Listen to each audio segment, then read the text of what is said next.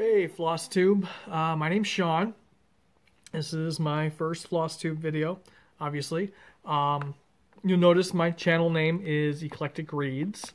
I have been a part of the BookTube community for about a year and a half, and I still am. But I took up stitching last summer, and have really gotten into it and really enjoying it, and been watching some FlossTube and thought I might try adding some FlossTube content to my channel. And I'll going to keep the videos named what seems to be the traditional FlossTube style FlossTube, and then a number of the video. And down the road, I may add if this goes well, I may add in and stitches to my channel name, so it would be Eclectic Reads and Stitches. But I want to see how this goes first. And then my BookTube viewers will know when it is stitching content by the FlossTube marker. But yeah, I thought I might try and get into the FlossTube community a little bit, because same reason I joined BookTube is I'm a big reader, and my wife is not, and a lot of my real life friends are not, and I needed a community of people to talk to about it and make friends with, and to talk about that. Talk about books with. So I joined BookTube, and I feel like the same yearn with FlossTube. I've really gotten into stitching. I've got several projects on the go now, and I wanted to introduce myself to the community. And sorry, the camera is shaking. I am on laptop, perched on my monitor of my laptop on my lap, because where I normally film in my office is just stacked with books, and I can't use my desk right now. And I'm right now too lazy to clean it off. It's been a day.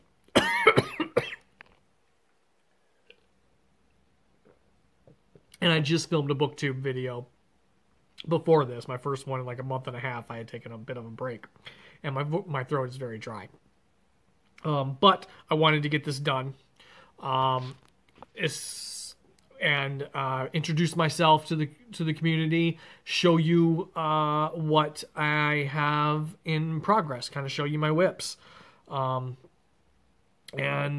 that's about it. So I will get into it. Like I said, my name's Sean. I'm 41 years old. I live in the Metro Detroit area of Michigan, and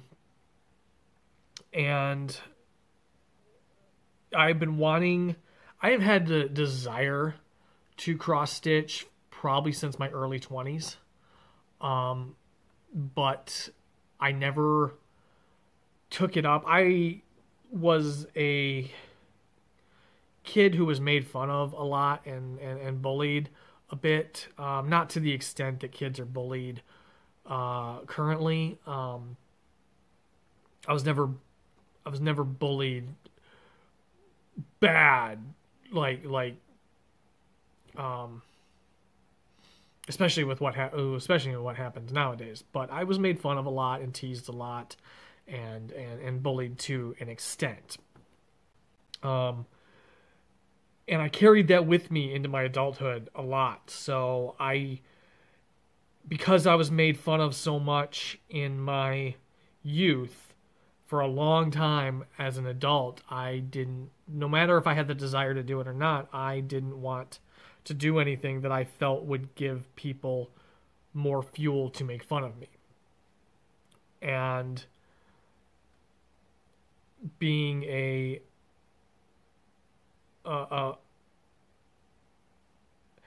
I hate to throw gender into it, but being a man stitching, I felt would be fuel to be made fun of more.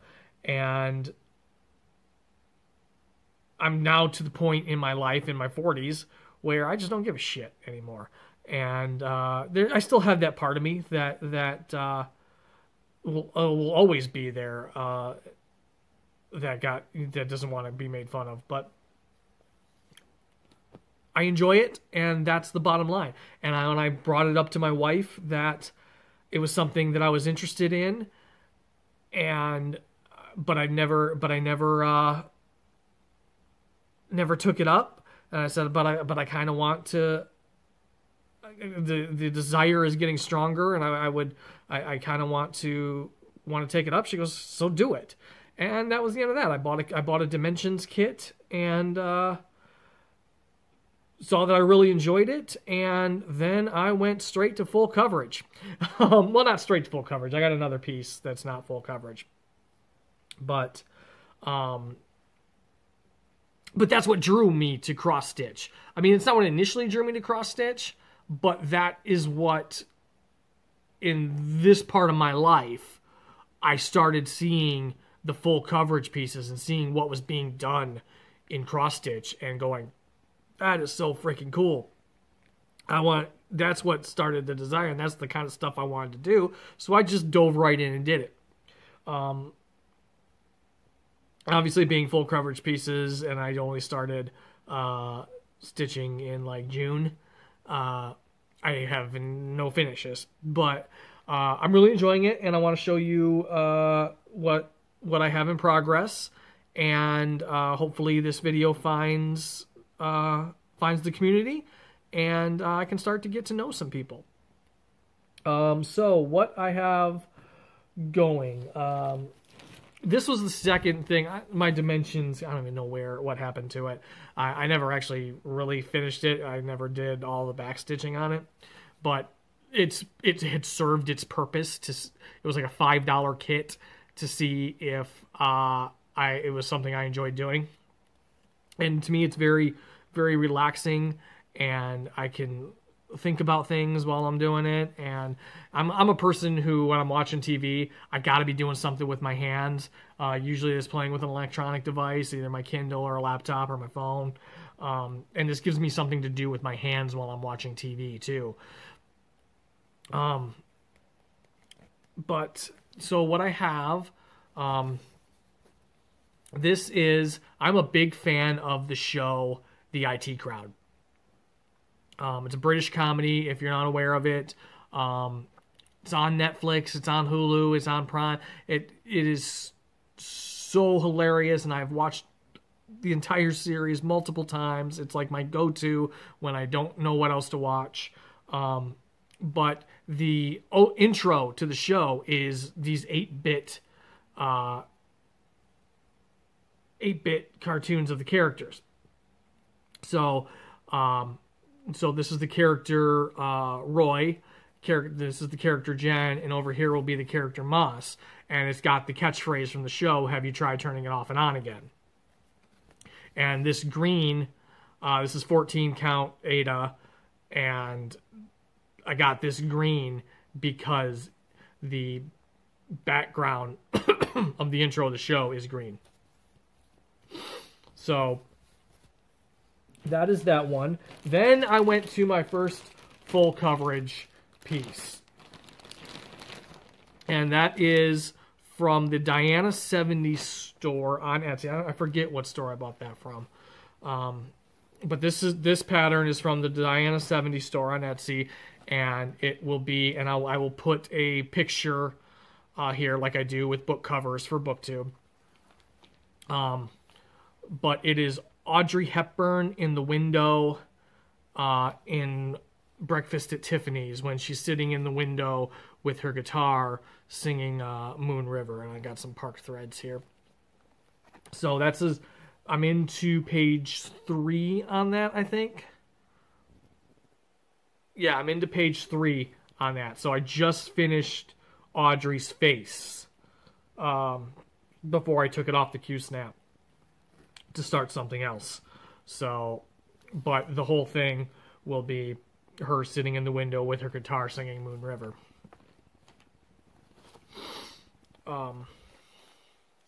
And this is my first thing on 25 count Lugana. And that's what I've been on since. I kind of like the 25 count. And then after that, I discovered Heaven and Earth Designs, and then things were just over. So my first Heaven and Earth Designs piece is The Outer Frontier by Chris Ortega.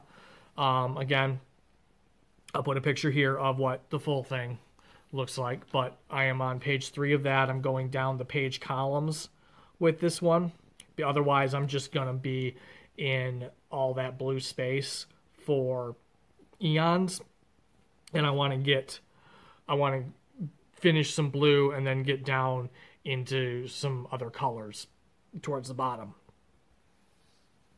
But yeah, I'm really enjoying this one. It was the first piece I saw that I had to have right away and needed to start. It's not the first one I bought, but it's the first one I went, no, I need to start that one. So that is where I'm at with that, into the third page down the column. And I actually just this was a good excuse for me to take this off the Q-snap so I can put something else on and work on it for a little bit, because I'm getting a little blued out right now, and I need some other colors in my life, which is why I decided to start. Oh, also this, I'm part of I'm a member in a Facebook group called Stitch Talk. I'm gonna look it up here real quick. Stitch Talk Hate Challenges, and there is a Stitch Around the World year-long challenge in that, and it's 53,000, just over 53,000 stitches, and it's separated into like legs. So like you go from like Paris to Turin, I think, and there's a certain number of stitches attached to each leg of your trip around the world. And so this is my piece for that as well. And I just finished leg 3 last night. And then the next 2 pieces are also challenge pieces for the 100 Days of Hade in the same group. And this one is Quick Stitch Arthur by, do I have the... Linda Ravenscroft, I believe. Yeah, Linda Ravenscroft. And again, there'll be a picture. But I don't got much done on that, just the first page row. And my goal during the 100 Days of Hade is I'm doing 2 charts for it, and my goal is to get the first 2 page rows done on each of the charts. I'm kind of busy personally right now.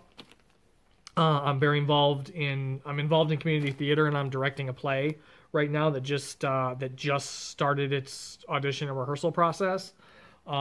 So I don't have a ton of time. So I kept my challenge goal realistic for the amount of time I'm going to have. And this I'm actually going to, I think, put on my Q-snap when I'm done here, that I just took Outer Frontier off, and just because I need some different colors in my life right now. So I have 2 more whips to show. So this isn't going to be a super long video. I know a lot of FlossTube videos I see get 40, 50 minutes, which fits my style well, because if you dive into my BookTube content, I don't like to edit videos. I just talk, and I end up rambling, and all of a sudden what I meant to be a 10, 12 minute video is 25, 27 minutes. So the longer video length in FlossTube is appealing to me too. But I also have, I just started this one because I just got the fabric for it. I had fabric for it, and it was cut the wrong side. It was cut like 3 inches short. Well, actually about 3.5 inches short. So I had another chart I could use that piece for, and then I ordered new fabric for this because I went to a store and got my fabric for that and the QS Arthur because I wanted to enter the 100 Days of Hade challenge. You had to post a picture of the chart with the fabric with your fabric so that they knew you were set up to start it. So I did that, and then when I went to start it, I noticed it was cut short. But I had another chart I could use it for, so I just ordered the right size from another place in Michigan that I've had a good experience with. And I've just started this. I don't know how well it's going to show up in my lighting, but it's a lot of red, red and orange right now. And this is Sunset in Venice. This is the max color, so it's 150 colors. And it is by... Let me pull up the chart on my computer here.